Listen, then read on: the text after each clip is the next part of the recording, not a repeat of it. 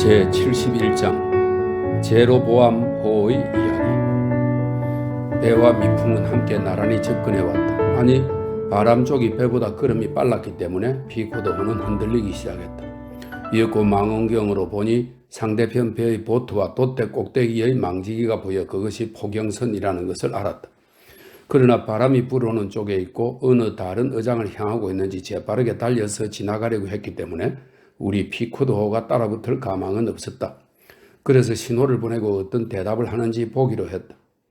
여기서 적어두겠는데 해군의 군함과 마찬가지로 미국의 포경선은 각각 고유한 신호를 갖고 있다.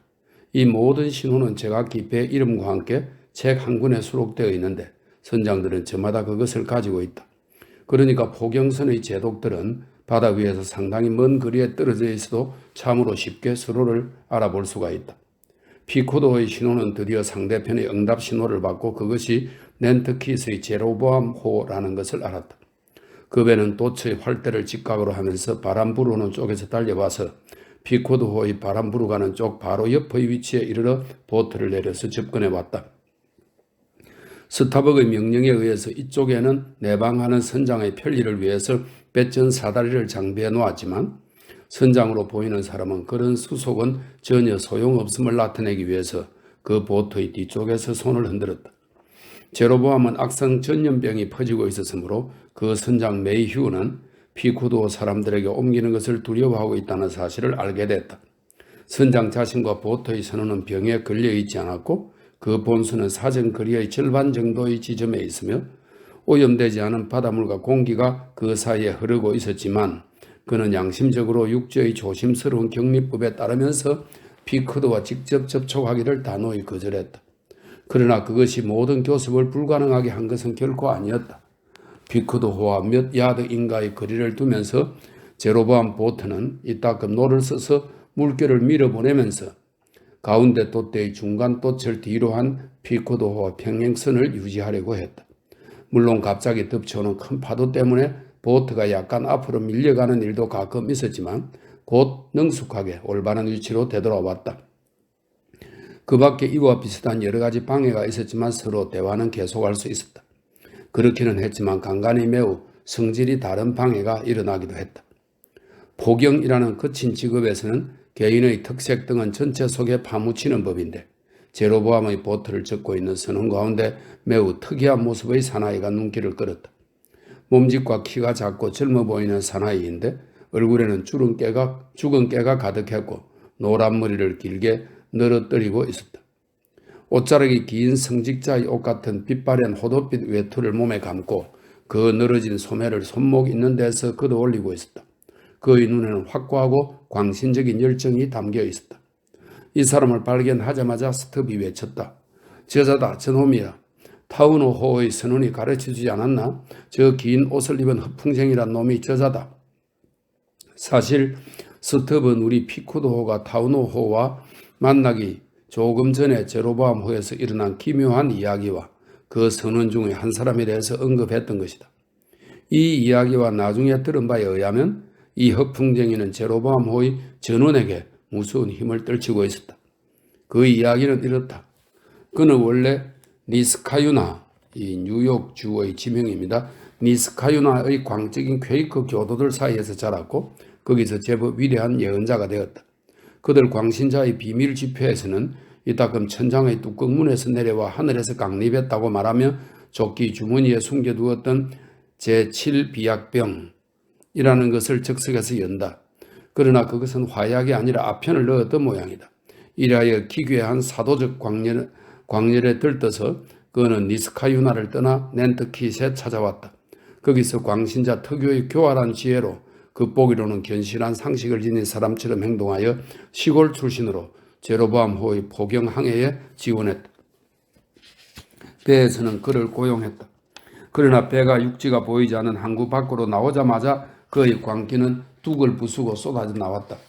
스스로 천사장 가브리엘이라고 자칭하고 선장에게 바닷속으로 뛰어들라고 명령했다. 그는 자신의 선언을 공포하고 자기는 대양의 여러 섬들의 구세주요 전 대양주의 총감독이라고 했다. 이런 것을 설명할 때의 흔들리지 않는 열광, 잠들지 않는 흥분된 환상에서 나온 음울하고 대담한 궤변, 그리고 참다운 광기에 대한 초자연적인 공포감, 이런 것들이 하나가 되어 이 가브리엘을 대부분 무지한 선원들의 눈에는 신성한 기운에 쌓인 자로 비치게 했다. 그들은 그를 두려워하기까지 했다.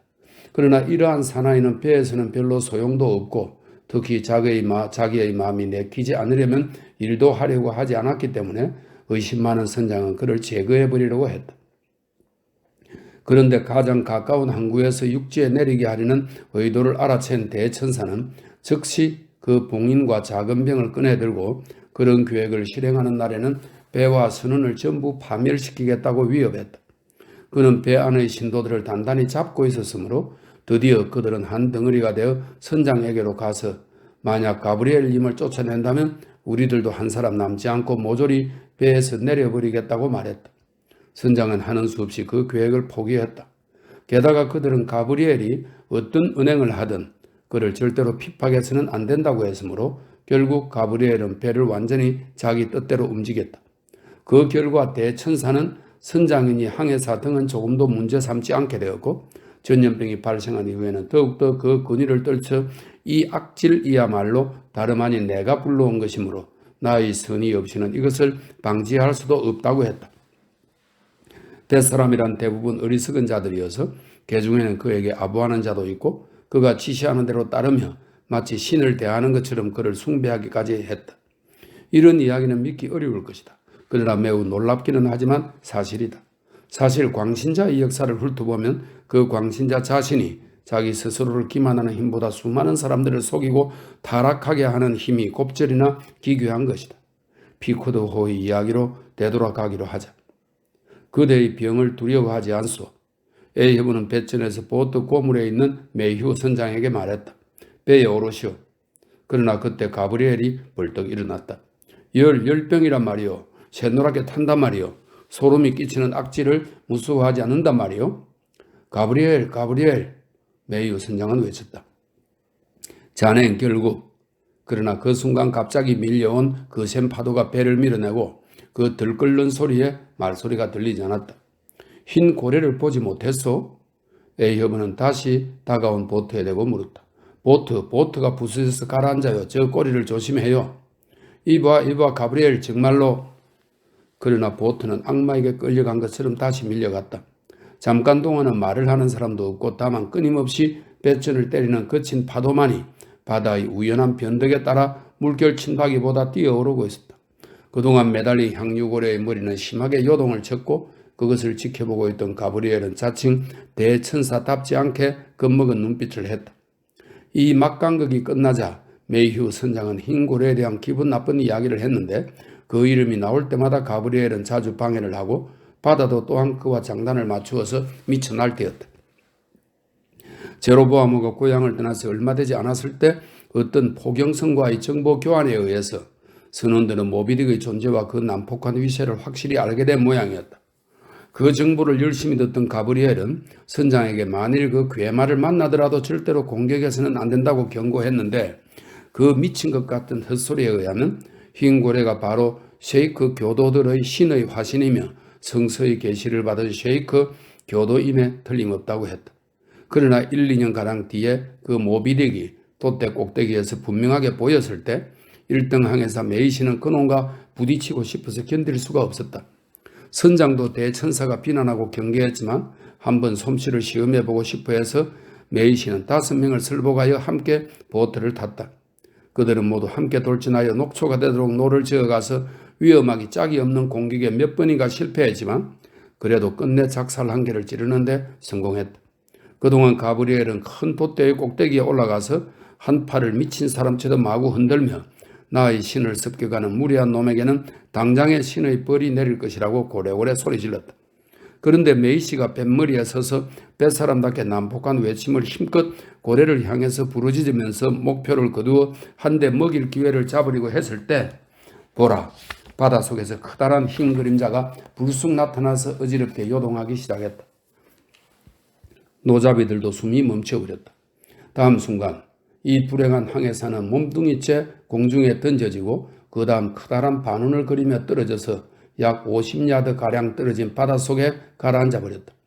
보트의 나무 조각 하나도 노잡이들의 머리카락 한 가닥도 다치지 않았지만 항해사는 다시는 돌아오지 못했다. 여기서 주의해 두어야 한다고 생각하는 것은 향유 고래잡이의 끔찍한 참사로서 이것은 결코 신기한 일은 아니다. 때로는 이렇게 희생된 사나이 이외에 아무 손상이 없을 때도 있지만 가장 많이 일어나는 일 중에는 뱃머리가 부서지거나 지휘자가 서 있는 판자가 그 자리부터 깨져서 몸과 함께 날아가는 일도 있다. 그러나 놀라지 않을 수 없는 것은 죽은 사람의 몸뚱이를 찾아내보면 그것은 일격에 살해되어 조그만 상처의 흔적도 없음이 비일비재하다는 것이다. 메이시의 몸뚱이가 떨어질 때까지 그 재난의 광경은 모두 모선에서 명료하게 보였다. 비약, 이 비밀스러운 약입니다. 비약. 가브리엘은 목소리를 높여 부르짖으면서 공포에 떠는 선원에게 고래를 쫓는 것을 중지하라고 소리쳤다. 이 끔찍한 사건은 대천사의 몸을 한층 더 근위에 휩싸이게 했다. 왜냐하면 미신적인 선원들이고 보면 그는 이것을 사전에 경고했던 것이며 막연하고 누구나가 할 수 있는 예언을 한 것이 아니라 넓은 공간 속의 수많은 표적 중의 하나를 마친 것이라고 믿어졌기 때문이었다. 그는 온 배 안에 말할 수 없는 두려움을 주었다. 메이휴가 이 이야기를 끝낸 후에도 에이허브가 여러 가지 질문을 퍼붓자 메이휴는 그대는 모비딕을 만나면 해치울 작정인가? 하고 묻지 않을 수가 없었다. 에이허브는 그 물음에 물론이라고 대답했다. 그러자 가브리엘은 또다시 벌떡 일어나서 노인을 노려보고 손가락을 아래로 가리키면서 미친 듯이 외쳤다.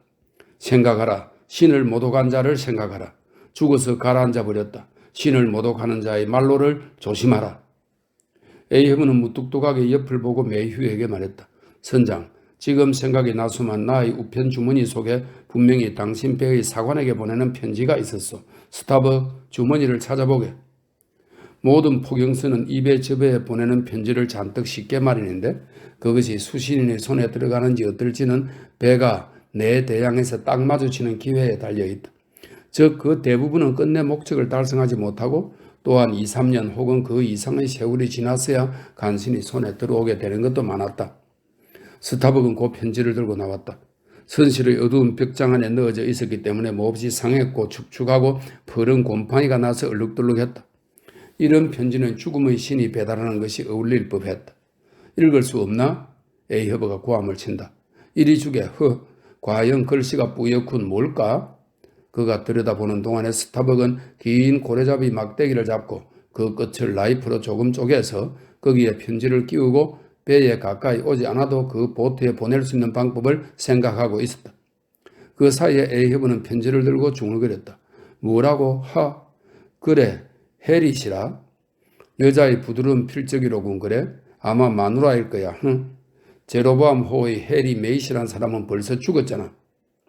저런 딱하군. 부인한테선가? 메이휴는 한숨을 쉬었다. 그러나 받아두겠어. 아니, 당신이 갖고 계시구려. 가브리엘이 에이허브에게 외쳤다. 이제 곧 당신이 전해주러 갈 것 아니오? 뻗어버리라 제기랄. 에이허브는 악을 썼다. 메이휴 선장, 자 이걸 받으시오. 그는 스타벅에게서 제주받은 편지를 받아서 막대기 끝에 끼우고 보트 쪽으로 내밀었다. 그러나 그때 노잡이들은 일부러 손을 멈추었기 때문에 보트는 약간 고물 쪽으로 흘러가서 마치 마술처럼 그것을 받으려고 내민 가브리엘이 손끝에 접근했다. 그는 얼른 낚아채어 나이프를 꺼내더니 편지를 찔러서 다시 배 위로 던졌다.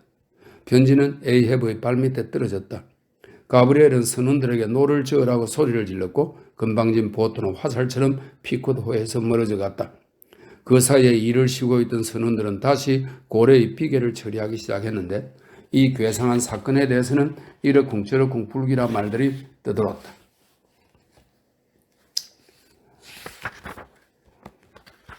제72장 원숭이 밧줄. 고래를 잘라서 처리하는 떠들썩한 일을 할 때면 선원들은 노상 이리저리 뛰어다녀야 한다. 여기에 손이 모자라는가 하면 금방 저기에 손이 모자란다. 어디든 한 곳에 머물러 있을 수가 없다. 같은 순간에 온갖 곳에서 온갖 일이 이루어져야만 한다. 그러니까 이 광경을 묘사하려고 하는 사람에게도 같은 일이 요구된다. 그러니까 조금 되돌아가서 최초의 고래의 등을 갈라서 벗겨낼 때를 떠올리면 이미 항해사들의 고래삽으로 도려내진 구멍에 지육 갈고리가 끼워져 있다. 그러나 그 갈고리처럼 모양 없고 묵직한 것이 어떻게 구멍에 교묘하게 끼워졌는가 하면 그것은 나의 둘도 없는 친구인 퀵해거가 작살잡이의 의무로서 그 특별한 일을 하기 위해서 괴물의 등에 내려서 찔러 넣었던 것이다. 실로 대부분의 경우 지육을 벗겨내는 일이 완전히 끝날 때까지 작살잡이는 고래 위에 있어야 한다. 그런데 고래는 직접 작업을 하고 있는 곳 외에는 그의 모조리 물속에 잠겨 있다는 것을 잊어서는 안 된다. 그러니까 불쌍한 작살잡이는 갑판에서 10피트나 내려간 곳에서 고래의 거체가 발밑에서 수레바퀴처럼 회전하는 데 따라서 절반은 고래의 몸 위에서 절반은 물속에서 비틀거리고 있게 된다. 퀵해그는 스코틀랜드 고지 사람의 복장처럼 셔츠와 짧은 양말 차림으로 적어도 나의 눈에는 매우 근사하게 보였다. 지금 소개되는 것 이상으로 그를 잘 관찰할 기회는 없을 것이다. 나는 이 야만인의 뱃머리 노잡이, 즉 그가 타는 보트의 뱃머리 노를 젓는 사람이었으므로 지금 그가 네 발로 기면서 죽은 고래의 등에 버둥거리고 올라갈 때에도 그의 시중을 들어야 한다는 유쾌한 의무를 지게 되었다. 여러분은 이탈리아의 거리를 돌아다니는 풍각쟁이 소년이 춤추는 원숭이의 긴 끈을 잡고 있는 것을 본 적이 있을 것이다. 마치 그와 똑같이 나는 배의 깎아 세운 듯한 배전에서 아래쪽 물속에 있는 퀵해의 허리에 감은 포경기의 용어로 원숭이 밧줄이라고 불리는 질긴 헝겊으로 만든 띠에 붙들어맨 밧줄을 붙잡고 있었다. 우리에게 그것은 우스꽝스럽고 위험한 노릇이었다. 한쪽은 그 까닭을 설명하기 전에 먼저 말해 두어야겠는데 이 원숭이 밧줄은 양끝에서 한쪽은 퀵해의 폭넓은 헝겊띠에 다른 한쪽은 나의 가는 혁대에 단단히 메어졌다. 따라서 우리 두 사람은 잠시 기쁠 때나 슬플 때나 함께하는 공동 운명체가 되었다. 만약 퀵해가 운 나쁘게도 바다에 가라앉아 익사하게 된다면 관습과 명예가 요구하는 바로서 밧줄을 끊는 대신에 나는 그와 함께 끌려 들어가야만 했다. 그러니까 그때 우리는 길게 뻗친 샤암 쌍둥이 같은 유대로 붙들어 메어져 있었던 것이다. 퀵해그는 나와 떼어놓을 수 없는 쌍둥이이며 어쨌든 나는 이 삼배 밧줄이 몰아넣은 위험한 운명에서 빠져나올 수는 없었다. 이 경우에 대한 나의 인식은 매우 강하고 또한 형이상학적인 것이었으므로 그의 일거수일투족을 열심히 응시하고 있는 동안에 나 자신의 개체성이 우리 두 사람의 합동회사 속에 녹아드는 것이 뚜렷이 보이는 듯 했다. 나의 자유의지는 치명적으로 파괴되고 나 아닌 존재의 과실이나 부르는 무고한 나를 까닭없는 재앙과 죽음에 떨어뜨릴 것이다. 그렇다면 신의 섭리라는 것은 공정무사에서 이런 어리석은 불공평을 인정할 리는 없으므로 이것은 그 섭리의 일시적 정지라고 생각했다. 그러나 배와 고래 사이에 끼이려고 하는 그를 이따금 잡아당겨주면서 좀 더 깊이 생각해 보건대 이 상황은 죽어야 할 모든 생명체들이 겪어야 할 바로 그 상황과 조금도 다름이 없지 않은가. 다만 대다수의 경우에는 이 일 저 일로 이 샴 쌍둥이적 연관을 다수의 다른 인격과 맺고 있을 뿐이다. 만약 그대의 은행이 파산하면 그대도 그만인 것이다. 만약 그대의 약제사가 잘못해서 독약을 주었다면 그대는 죽는다. 물론 극도로 주의를 한다면 이들 무수한 인생의 비운에서 빠져나올 길도 있을 거라고 말할지도 모른다. 그러나 나도 퀵해의 원숭이 밧줄을 댈 수 있는 대로 신중하게 따르고 있었지만 때로 그에게 확 잡아당겨져서 하마터면 바닷속에 떨어질 뻔 했던 적도 있었다. 잊을 수 없는 것은 내가 아무리 몸부림을 친데도 내 뜻대로 되는 것은 밧줄의 한쪽 끝뿐이라는 것이다. 조금 전에 말했지만 나는 이따금 불쌍한 퀵해거가 고래와 배 사이에 끼이려는 것을 밧줄을 당겨서 구했다. 왜냐하면 고래도 배도 끊임없이 가로 세로로 흔들리고 있었으므로 그는 종종 굴러 떨어졌기 때문이다. 그러나 그를 덮치는 끔찍한 위난은 이것 한 가지뿐만이 아니었다. 밤새껏 일어난 대살육에도 굴하지 않고 상어 때는 고래의 죽음 속에 막혀있던 피가 흘러나오자 더욱 심하게 흥분해서 미친 듯이 날뛰면서 벌집 속의 벌처럼 떼지어 몰려왔다. 그러자 퀵해그는 그 상어떼의 한복판에 서서 종종 비틀거리는 발로 그것들을 밀어냈다. 고기라는 이름이 붙기만 하면 무엇이라도 정신없이 달려드는 상어가 사람에게 덤비려고 하지 않는 것이 정말 이상하게 생각되겠지만 그것은 죽은 고래의 맛에 매혹되어 있었기 때문이다. 그러나 맛있는 음식이라면 조금도 사양하지 않는 놈들이니까 충분히 경계하는 것이 현명한 일일 것이다. 그래서 나는 원숭이 밧줄을 이따금 잡아당겨 이 불쌍한 사나이를 특히 흉악해 보이는 상어의 턱에 가깝게 가지 않도록 주의를 기울였지만 이 밖에도 그를 보호할 길은 마련되어 있었다. 배점 밖의 발판에서 몸을 내밀고 태슈태구와 대구가 퀴케그의 머리 너머로 쉴 새 없이 고래삽을 휘둘러서 손이 닿는 데까지 상어를 마구 죽이고 있었다. 그들의 이러한 행동은 의심할 나위도 없이 사심없는 사랑에서 나온 것이며 퀴케그의 행운을 빌기 때문에 한 행동이라고 인정해야 한다.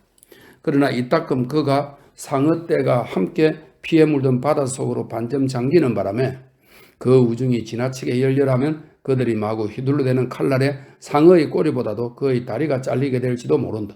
그러나 생각한데 우리 퀴케그는 그 큰 쇠괄키를 휘두르며 헐떡이면서 단 하나 그의 요조님에게만 기원하며 자신의 생명을 그의 신들에게 맡기고 있었던 것은 아니었을까? 나는 파도가 높아졌다 낮아졌다 하는데 따라서 밧줄을 당겼다 늦추었다 하면서 생각했다. 나의 친구여, 나의 쌍둥이 형제여, 이것이 대체 어쨌다는 건가? 자네야말로 이 포경세계에 있는 우리 모든 사람의 존귀한 표상이 아니겠는가? 자네가 헐떡거리고 있는 바닥을 알 수 없는 바다란 바로 삶인 것이다. 그 상어들은 자네의 원수, 고래삽의 손안에 휩쓸려서 불쌍하게도 자네는 고난과 위험의 한복판에 떨어져 있는 것이다. 그러나 퀴케그여, 기운을 내게 기쁜 일이 기다리고 있다네. 이윽고 이 야만인은 지칠 대로 지쳐서 입술이 파래지고 눈에 핏발이 서서 쇠사슬을 타고 올라왔다. 온몸에서 물을 줄줄 흘리면서 자기도 모르게 벌벌 떨고 있을 때 보라, 급사가 앞으로 나와서 인정이 담긴 위로의 눈물로 무언가를 주었다. 무엇인가? 뜨거운 곤약 수라도 되는가? 아니, 건네어 준 것이라곤 신이여. 이 무슨 일이란 말인가? 미지근한 생강수 한 잔이라니. 생강수, 생강냄새 아닌가? 스톱이 이상하다는 듯 다가왔다. 정말이군, 생강수임에 틀림없어. 그는 아직 마시지 않은 잔을 들여다보았다. 그러고 나서 잠시 동안 어이없는 표정으로 서 있다가 이었고 조용히 급사 쪽으로 다가가서 천천히 말했다. 생강수? 생강수라고? 이봐 급사, 부탁이니 생강수에 어떤 좋은 점이 있는지 가르쳐주렴. 생강수라니. 이봐 급사, 너는 떨고 있는 식인종의 뱃속에 불을 붙이는데 생강수가 연료가 된다고 생각하나? 생강수라니 못된 놈. 생강수란 게 도대체 뭐란 말이냐? 석탄이냐? 장작이냐? 유황성냥이냐? 부식깃이냐? 화약이란 말이냐? 이봐 우리 퀴케그에게 한 잔 줄이는데 생강수라니. 나쁜 자식. 어떤 생각이냐 말이야. 결국 이건 어마한 금주협회 운동이라도 하는 모양이군 그래? 그는 방금 이물 쪽에서 다가온 스타벅에게 바싹 다가서면서 급히 말했다. 저 깡통을 들여다 주지 않겠소? 좀 냄새를 맡아봐 주면 좋겠소. 그리고 나서 1등 항해사의 얼굴을 지켜보며 덧붙였다. 스타벅시, 저 급사란 놈 뻔뻔하지 않소? 고래에서 막 올려놓은 퀴케그에게 칼로멜이나 할라파 같은 약을 먹인다 말이오. 급사가 약제사인가요? 묻겠는데 물에 반쯤 빠졌던 사람의 숨을 불어넣어 주는 데는 이런 쓴 약을 먹이는 건가요? 그럴 리 있나? 스타벅은 대답했다. 이건 형편없는 음료수야. 이봐 급사, 스텝이 외쳤다. 작살잡이에게 주는 것 말이다. 잘 알아둬. 이런 근제약방의 물건 따위가 아니야. 너는 우리에게 독약을 먹일 작정인가? 우리 보험금에 눈독을 들이고 우리를 몰살하고 그 돈을 뺏을 작정이냐? 내가 가져온 게 아니에요. 급사가 외쳤다. 저 체르티 아주머니가 생강을 배에 실었어요. 그리고 작살잡이에겐 술을 마시게 해서는 안 된다. 대신 이 생강수를 주어라 하고 말했어요. 생강수라고? 야, 이 생강놈아. 자, 한 대 먹어라. 또 한 대. 자, 냉큼 벽장으로 뛰어가서 좀 더 좋은 걸 갖고 와. 스타벅 항해사님, 내가 하는 짓이 잘못되었나요? 선장의 명령이요. 고래에 올라탄 작살잡이에겐 그로그 줄을 주어야 해요. 알겠네, 알았어. 스타벅은 대답했다. 그러나 때리는 것만은 그만두게나. 그리고 저런 나 말이요. 고래나 그런 식으로 때릴까 그 외에는 거친 짓은 하지 않소. 저놈이야 그저 쪽제비에 불과해요. 그런데 아까 뭐라 말하려 했나요? 아무것도 아닐세. 함께 내려가서 자네가 좋다고 생각되는 것을 가지고 옴세. 스톱이 다시 나타났을 때는 한 손에 그 무스름한 병을 또 한 손에는 차통 같은 것을 들고 있었다. 독한 술이 들어있는 병을 퀴케그에게 건네준 뒤 통에 들어있던 체르티 아주머니의 선물은 깨끗이 바닷속에 던지고 말았다. 제73장 스트업과 플래스크가 참고래를 잡고 그에 대해 이야기하다. 이르는 동안 줄곧 향유고래의 커다란 머리는 피쿠도의 뱃전에 매달려 있었다는 것을 기억해 두기 바란다. 그러나 얼마 뒤에 언급하기로 하고 잠시 그대로 매달린 채 두어야겠다. 다른 절박한 일이 있기 때문에 큰 머리에 대해서는 부디 고패가 고래를 놓치지 않도록 신께 기도드릴 수밖에 없다. 어젯밤부터 아침에 걸쳐서 피쿠도호가 천천히 들어선 해면은 때때로 누런 새끼 정어리대로 얼룩이 지어 있었는데 이것은 참고래가 가까이에 있음을 나타내는 현상이었다. 실은 이런 계절에 이 고래의 한 종족이 이 근해에 출몰하리라고는 아무도 상상할 수 없었다. 그런데 선원들은 모두 하나같이 이 이류 고래를 잡는 것을 경멸하고 있었고 피쿠도호는 그것을 쫓는 것을 전혀 임무로 삼지 않고 있어서 크로제트 군도 바다 밖에서 보트도 내리지 않고 그 대부분을 그대로 지나쳐버리고 말았다. 그런데 향유고래가 목이 잘린 채 뱃전에 끌려온 지금 놀랍게도 오늘 만약 기회가 있으면 참고래도 한 마리 잡으라는 명령이 내렸다. 오래 기다릴 것도 없이 때는 왔다. 바람 불고 가는 쪽으로 높은 물뿜기가 보였다. 스트과 플래스크가 지휘하는 보트 두 척이 그것을 쫓았다. 멀리 저어가서 거의 보이지 않을 정도까지 멀어졌다. 순간 멀리서 거대한 물길이 소용돌이 쳤고 돛대 꼭대기에서의 보고에 의하면 한쪽 아니면 양쪽 배가 고래에게 작사를 꽂은 모양이었다. 잠시 뒤에 보트 두 척이 달아나는 고래에게 끌려 본선 정면으로 오고 있는 것이 뚜렷이 보였다. 그 괴물 같은 고래는 본선과 닿을 정도로 아주 가까이 다가왔기 때문에 처음엔 배를 습격하려는 게 아닌가 생각되었다. 그러나 갑자기 뱃전에서 불과 1m도 떨어지지 않은 곳에서 소용돌이를 일으키며 물속으로 들어가 용골 밑에라도 들어갔는지 모습을 완전히 감추고 말았다. 밧줄을 끊으라 끊어 본선에서 외친 그 순간 보트는 뱃전에 부딪혀서 부서질 것 같았다. 그러나 통 속에 충분한 밧줄의 여유가 있고 고래의 잠수는 그다지 빠르다고 할 수 없는 것이었으므로 길게 밧줄을 풀어내는 동시에 힘껏 저어서 뱃머리 쪽으로 돌아갈 수가 있었다. 몇 분 동안의 격투는 실로 위기일발 그것이었다. 한편에서는 밧줄의 긴장을 늦추려고 하는 동시에 다른 한편에서는 노를 저으려고 하여 그 모순된 힘의 싸움 때문에 배는 뒤집혀서 가라앉을 뻔했다. 그러나 그것이 얻어낸 것은 불과 몇 피트 전진이었다. 그리고 길을 서서 몇 피트 전진했을 때 본선의 용골에 번갯불처럼 급한 진동이 일어났다. 그것은 팽팽하게 당겨진 밧줄이 배 밑바닥을 뿌드득 긁으면서 뱃머리 뒤에 쓱 떠올랐기 때문이었다. 밧줄은 부르르 떨리면서 탁탁 소리를 냈고 거기에서 떨어지는 물이 해면에 유리조각처럼 떨어지면서 고래가 모습을 나타냈다. 보트는 다시 화살처럼 질주하기 시작했다. 그러나 빈사 상태의 고래는 곧 속력을 떨어뜨리고 무턱대고 아무렇게나 진로를 바꾸어 보트 두 척을 끌면서 고물 쪽으로 돌아갔기 때문에 고래와 보트는 본선 둘레를 완전히 한 바퀴 돌았다.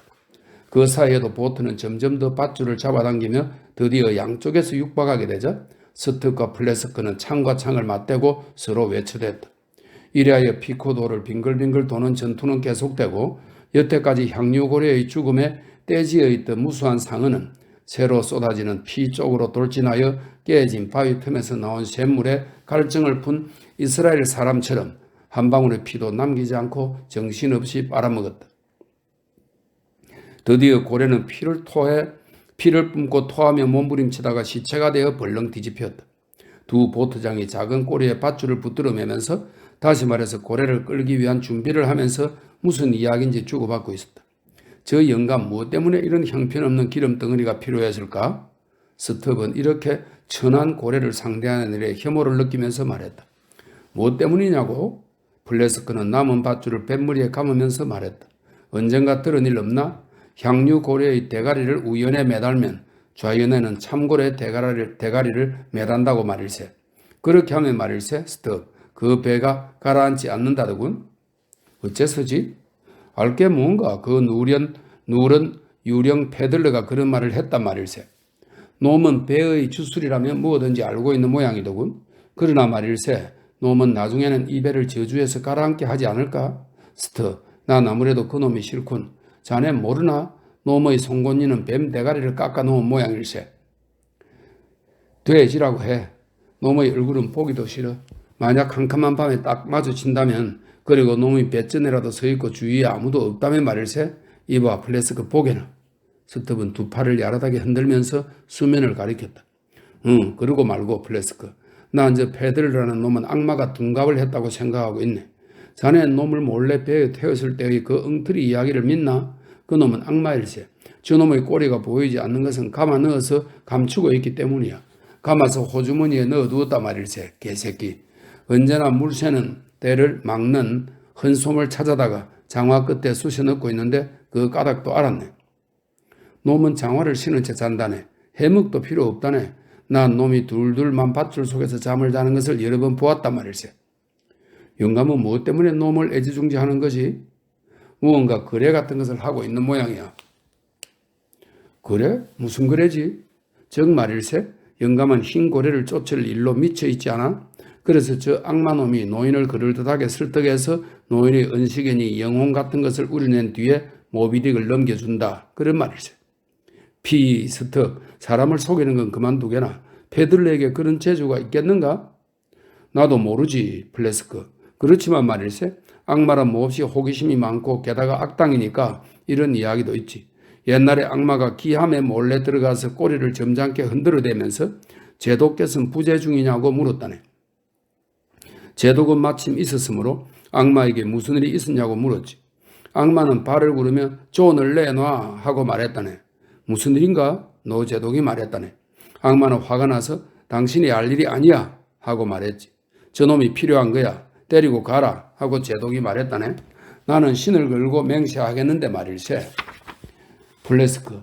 악마는 제독과 거래를 끝내기도 전에 아시아 콜레라를 옮겼을 게 틀림없어. 그게 거짓말이었다면 난 이 고래를 한 입에 먹어 보이겠네. 조심하게. 그쪽 일 아직 끝나지 않았나? 됐어. 그럼 적게. 고래를 배에 갖다 대는 걸세. 자네가 한 이야기를 들은 것도 같은걸? 보트 두 척이 어획물을 끌고 천천히 본선으로 향할 때 플래스크가 말했다. 그러나 어디서 들었는지 잊었네. 3명의 스페인 사람 아닌가? 그 잔인한 악당들이 모은단 말이야. 플래스크 거기서 읽었겠지. 틀림없어. 아닐세. 그런 책 본 적도 없어. 들은 적은 있지만. 그러나 스톱 말해주게. 자네는 아까 자네가 이야기한 악마와 지금 피쿠도에 있다고 말한 악마와 같은 거라고 생각하나? 아까 자네를 도와 고래를 죽인 사나이와 여기 있는 나와는 다른 사나이인가? 악마란 언제까지나 살아있는 걸세. 악마가 죽었다는 말 들은 적이 있나? 악마 때문에 상복을 입고 있는 신부를 본 적이 있나? 제독의 방으로 들어가는 열쇠를 손에 넣을 수 있는 정도의 악마라면 뱃전의 창문으로 몰래 기어 들어가는 것 좀 못할 것도 없을 걸세? 그렇지 않나 플래스크? 베들러의 나이는 몇 살 정도라고 생각하나 스톱? 저 큰 돛대가 보이나? 스톱은 본선을 가리킨다. 알겠나? 저게 1이라는 글자라 치세. 그리고 배에 있는 통의 태를 모두 가져다가 그것을 끈으로 메어 저 돛대 옆에 늘어놓고 그것을 0이라고 해보게나. 알겠나? 그래도 저 페들러의 나이에 비하면 아무것도 아닐세. 온 세계의 통제조공은 다 모은데도 그의 나이가 될 만큼 통의 태는 못 만들 걸세. 그러나 말일세 스팁. 아까 자네는 기회가 있으면 페들러라는 놈을 바다에 쳐넣겠다고 기세를 돋우어 말했겠다? 그런데 만약 놈이 자네가 말하는 태의 숫자만큼 나이를 먹고 더욱이 언제까지나 살아있는 거라면 바다에 떨어뜨려봤자 아무 소용도 없지 않겠나? 그렇지 않은가? 모든 것을 몽땅 물에 담가주는 거야. 헤엄쳐서 돌아올 거야. 다시 쳐넣어주지 몇 번이라도 해주겠네. 그렇지만 놈도 자네를 바다에 쳐넣을 생각을 하고 있다면, 그리고 자네를 물에 빠져 죽게 하려고 한다면 어떻게 할 생각인가? 그 개새끼가 그럴 마음이 되어주면 좋겠어. 그러면 난 눈 가장자리가 시커멓게 멍이 들도록 쾅 하고 먹여줄 테야. 그러면 부끄러워져서 당분간은 두 번 다시 선장에게 얼굴을 내밀지 못할 것이고, 물론 그곳의 밑가판에 처박히겠지? 이쪽 윗가판을 돌아다니거나 하는 일은 없을 걸세. 악마가 어쨌다는 거지 플래스크? 내가 그 놈을 무서워한다고 생각하나? 저 넉다리 선장이나 무서워하지. 악마를 붙잡아서 당연히 이중수갑이라도 채워야 하는데 그렇게 하지도 못하고 악마가 사람을 유인해 가도록 놔둔단 말일세. 아니, 악마와 계약을 맺어서 꾀어간 사람을 모두 불에 구워달라고 했단 말일세. 지독한 선장도 다 있지 뭔가? 페들러는 에이어버 선장을 꾀어 데려갈 작정일 거라고 생각하나? 생각하고 말고가 어디 있겠나. 이제 알게 될 걸세 플래스크. 그러나 말일세 나는 이제부터 놈을 잘 감시하겠네. 조금이라도 수상한 점이 있으면 목덜미를 꽉 움켜쥐고 말해주겠네. 이놈 악마놈 그만두어. 그래도 발부둥 치면 난 내 놈의 호주머니에 손을 집어넣고 꼬리를 붙잡아 곱해 있는 대로 끌고 가서 마음껏 죄었다 매달았다 할 테다. 나중에는 꼬리가 밑둥에서부터 쑥 빠지고 말 거다. 알겠나? 그러면 말일세 틀림없이 놈은 그렇게까지 혼이 나면 사타구니에 꼬리가 닿는 간질간질한 즐거움은 단념하고 살그머니 달아나고 말 걸세. 그래서 스터 그 꼬리를 어떻게 하려는 건가? 어떻게 하다니? 돌아가면 소 채찍으로 팔지 다른 쓸모는 없네. 이봐 스터 그건 진심으로 하는 말인가? 여태까지 줄곧 찌꺼린 거 말일세. 진심이고 뭐고 여 배가 닿았네. 보트는 환호 속에 영접을 받으면서 고래를 좌연으로 끌었다. 거기에는 고래를 붙들어 매는데 필요한 꼬리를 묶을 쇠사슬과 그 밖의 것이 이미 준비되어 있었다. 내가 말하지 않던가? 플래스크가 말했다. 두고 보게나 이 참고래 대가리가 저 향유고래 반대쪽에 매달린다 말일세. 잠시 뒤에 플래스크의 예언대로 되었다. 여태까지 피코도호는 향유고래 대가리 쪽으로 심히 기울어져 있었는데 지금은 대가리 두 개에 의해서 선체의 균형은 되찾았다. 모양새가 몹시 이상하긴 했지만 말이다. 여러분들이 한쪽에 로크의 머리를 매달면 로크는 존 로크를 말합니다. 영국의 철학자죠. 매달면 그쪽으로 기울지만 반대쪽에 칸트의 머리를 매달면 다시 제자리로 돌아온다. 그러나 매우 궁색한 일이다. 많은 사람들의 정신은 균형을 잡을 것만을 추구하고 있다. 아 어리석은 자들이여 그와 같은 모든 궤도를 바닷속에 던져버려라. 그때야 비로소 가볍게 똑바로 뜰 수가 있다. 배에 끌려온 참고래의 몸을 처리하는데도 향유고래 때와 같은 준비가 이루어진다. 다만 후자는 대가리가 몽땅 잘리나 전자는 입술과 혓바닥을 따로따로 자른 것과 왕관이라고 불리는 대가리에 붙은 잘 알려진 검은 뼈를 함께 갑판에 올린다. 그러나 지금은 이와 같은 조치는 취해지지 않았다. 양쪽의 시체는 뒤에 버려지고 대가리를 매단 배는 굉장히 큰 광주리 침을 양쪽에 짊어진 당나귀와 적잖이 닮아 있었다. 그 사이에 페들러는 조용히 참고래의 대가리를 바라보고 이따금 그 깊은 주름살에서 자기 손의 힘줄로 눈을 옮기기도 했다. 우연히 에이허브가 거기 서 있었기 때문에 이 배화교도는 그의 그림자 속에 서 있는 격이 되었다. 만약 이 배화교도의 그림자가 거기 있었다 하더라도 그것은 에이허브의 그림자와 한데 녹아들어 에이허브의 그림자를 길게 늘어뜨렸을 것이다. 선원들은 노역을 계속하고 있었지만 이날 일어난 일들에 대한 미신적인 말들이 수군수군 오가고 있었다. 제74장 향유고래의 머리 비교론입니다. 여기에 거대한 고래 두 마리가 머리를 나란히 하고 누워있다. 우리도 한패가 되어 머리를 그쪽으로 돌리기로 하자. 당당한 일절판 편지 한 장의 크기입니다. 일절판 거경족 중에서도 향유고래와 참고래는 가장 주목할 만한 가치가 있다. 인간은 원시적으로는 그들만을 추적한다. 낸터킷 사람에게는 그들은 알려진 고래의 종족 중에서 양극단을 이루는 것이다. 그리고 양자 간의 외관상의 차이는 주로 머리 부분에서 볼 수 있다. 바야흐로 그 둘의 머리가 피코도의 뱃전에 매달려 있으니 우리는 잠깐 갑판을 가로질러 한쪽에서 다른 쪽으로 자유로이 가볼 수가 있다. 감히 말하건대 이곳보다 실제적인 고래 연구에 더 편한 곳이 어디에 있겠는가? 우선 첫째로 여러분들은 대조가 되는 이 두 대가리의 형태의 차이에 놀랄 것이다. 아무리 보아도 양자 모두 실로 거대하다. 그러나 향유고래의 대가리에는 어떠한 수학적 균형이 잡혀 있는 데 비해서 참고래의 그것에는 슬프게도 수학적 균형이 없다. 향유고래의 머리에는 보다 강렬한 성격이 있다. 보면 볼수록 여러분은 거기에 위험이 가득 차 있는 것을 느끼고 저절로 그의 절대적 우월을 인정하지 않을 수 없을 것이다.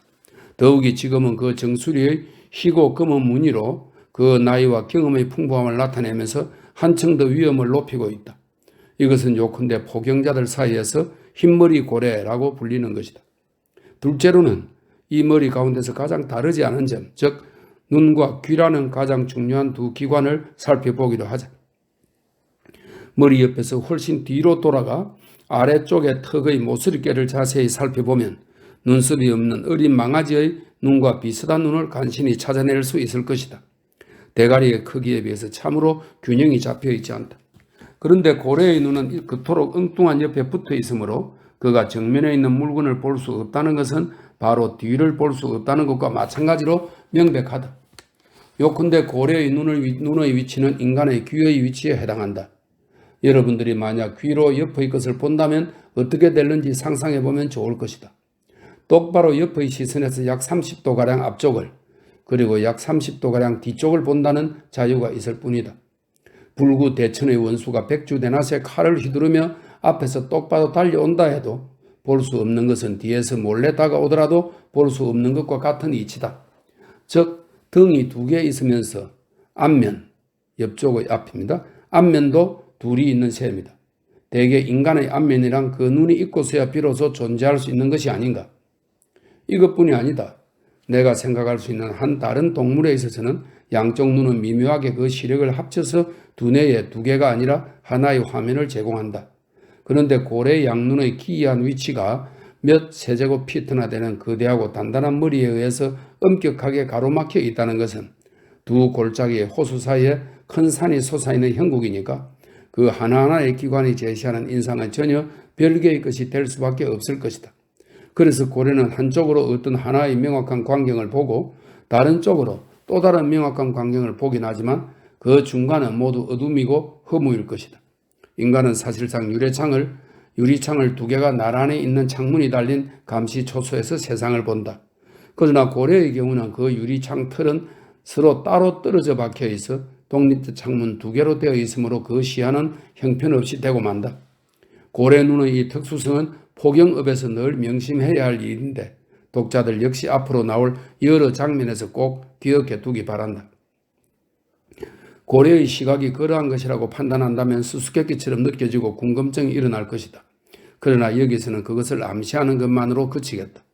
인간의 눈이 빛 속에 놓여져 있는 한 시력은 무자각적으로 작용한다. 다시 말해서 눈앞에 있는 사물을 기계적으로 보지 않을 수가 없다. 즉 만인의 경험이 가르치듯이 얼른 보기만 해도 모든 것을 대번에 받아들일 수 있는 셈인데 그러나 두 가지 사물을 큰 것이든 작은 것이든 간에 같은 순간에 완전하게 자세히 본다는 것은 전혀 불가능하다. 물론 두 가지 사물이 나란히 있을 경우에는 이야기가 다르다.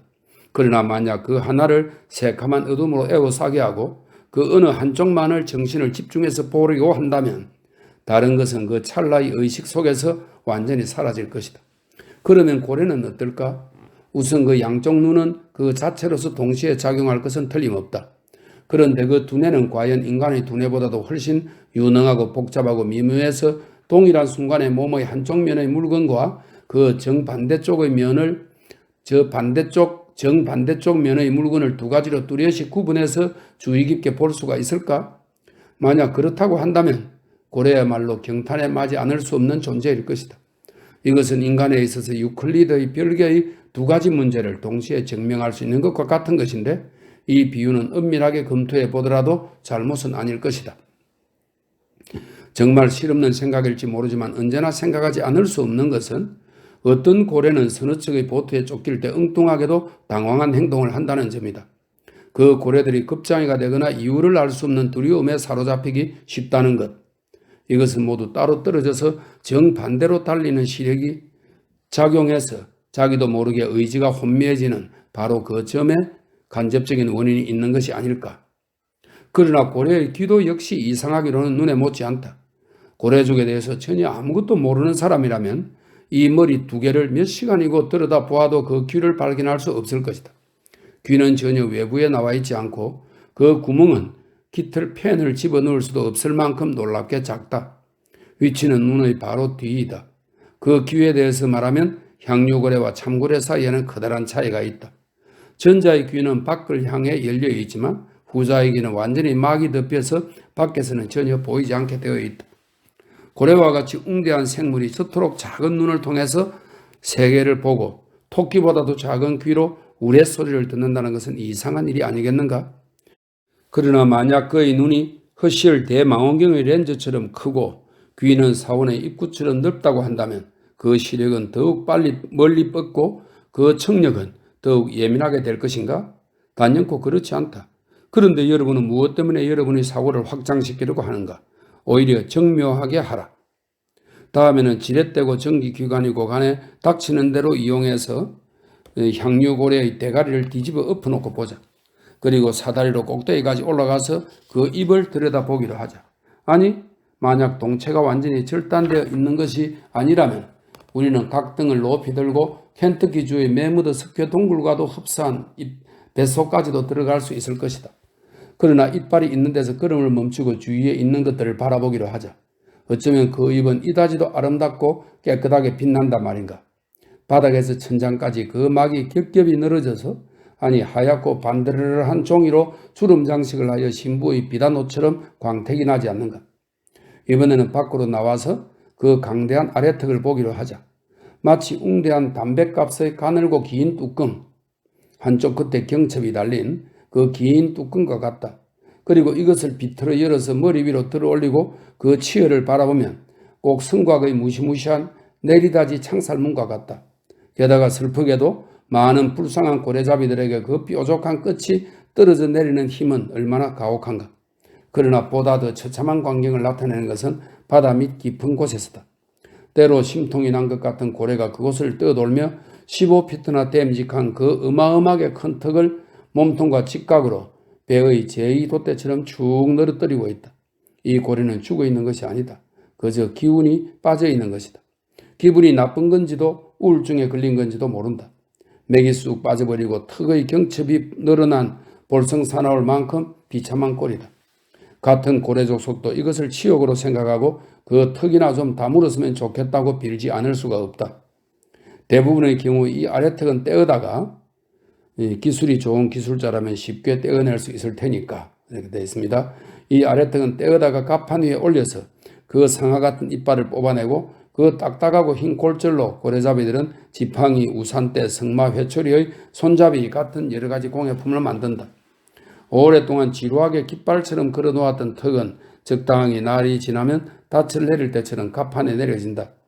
다시 말해서 다른 일을 끝내 며칠 뒤에 퀴케그, 대구, 테슈테고 등의 고명한 치과 의사의 손으로 이빨이 뽑힌다. 퀴케그가 예리한 고래삽으로 잇몸을 깎으면 턱은 고래 달린 볼트에 매달려 붙들어 메어지고 위쪽에 꽃패가 장치되어 미시간의 소가 원시름이 늙은 참나무의 뿌리를 뽑듯이 이빨은 뽑혀진다. 보통 이빨은 42개다. 늙은 고래인 경우에는 꽤 달아있지만 썩어있지는 않다.